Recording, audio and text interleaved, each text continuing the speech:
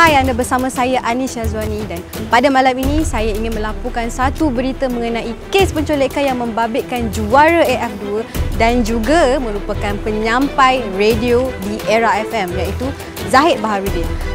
Zahid Baharudin ataupun dikenali sebagai Zahid dikatakan telah diculik sewaktu bersama-sama dengan tunangnya Sarah Julifa di tempat letak kereta awam di Astro Broadcast di mana tempat Zahid bekerja.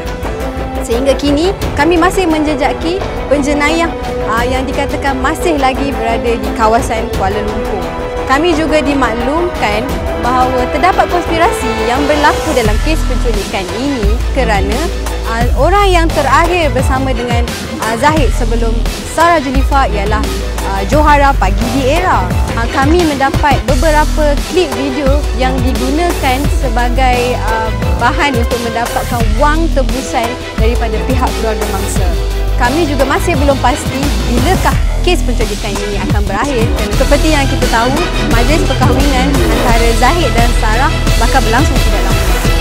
Nantikan laporan seterusnya dari saya Anis Syazwani.